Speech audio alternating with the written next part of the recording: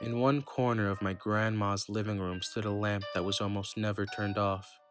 She would change the bulb every week like clockwork, waiting until the afternoon sunlight poured through the windows and filled the room. Even then, she hurried, holding her breath until the deed was done and the lamp was back on. I would ask her about it once in a while. Each time, she would smile softly, tousle my hair, and promptly change the subject.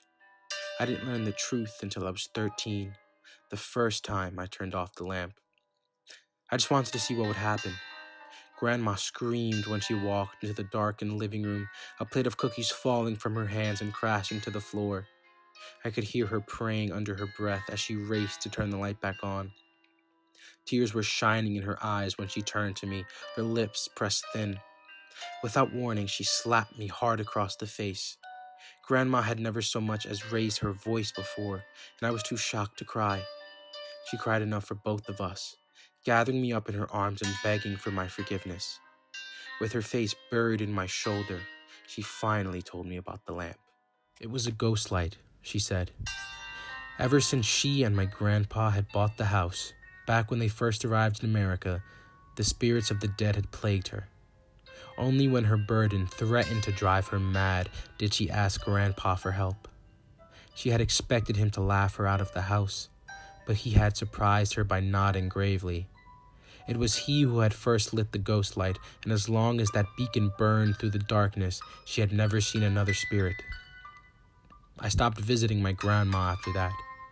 It started gradually at first, missing a day here and there, but by the time I received the news of her death, I hadn't seen her in over 10 years. As her only living relative, I shouldn't have been surprised when I inherited her house. Yet, as I sat in her lawyer's office, listening to him read her will, I was speechless.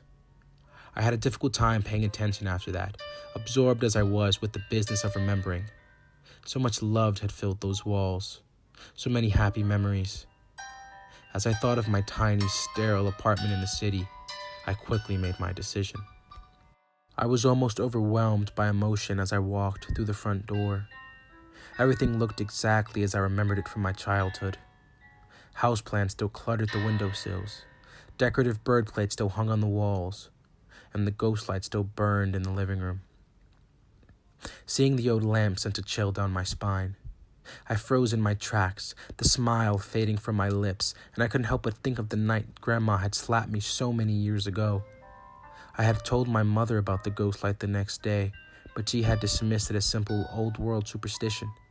It was the same way when she was growing up, she told me, and I shouldn't worry about it. Still, I couldn't shake the conviction that I had finally seen the true depths of my grandma's lunacy. I ran my fingers through the fringe of the lampshade as I thought, a bloom of sadness darkening my nostalgia. Sighing heavily, I turned the ghost light off with a decisive click. Something woke me later that night. I lay in bed, listening to the darkness until I heard scratching coming from the living room. Rats were the last thing I wanted to deal with at the moment, and I rolled over with a groan, determined to ignore it until the morning. The scratching continued intermittently, constantly jerking me from the edge of sleep, and I finally had enough. I threw the blankets off me and stormed out into the hall. Moonlight flooded the front of the house, and I didn't bother turning on the lights as I made my way to the living room. I knew every inch of the house, even after so many years, and I moved confidently through the dim light. I was furious at having been woken up from a dead sleep, and my anger ill-prepared me for what I found. An elderly woman was crouched in the corner, her gaunt back to me. She was scratching at the floor where the walls met, stopping every few minutes to cock her head. A gnarl of dread unfurled in the pit of my stomach.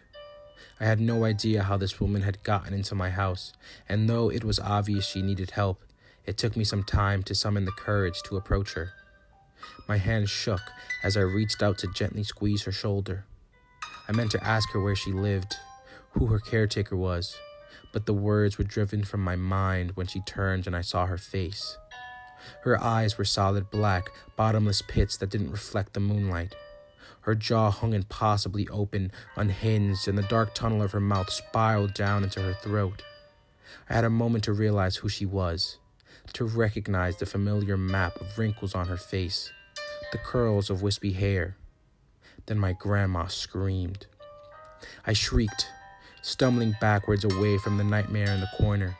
My arms flailed in the air, reaching for the nearest lamp, and my hands touched the ghost light.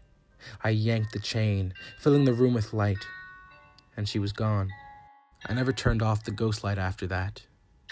After letting the bulb burn out one evening, I began changing it every week just as Grandma had.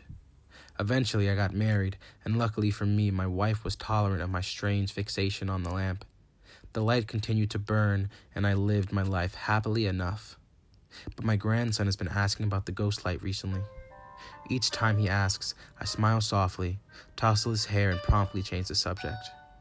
For some reason, I can't bring myself to tell him the truth. I think about how I pulled away from my grandma, how I thought her crazy, and I kept my mouth shut.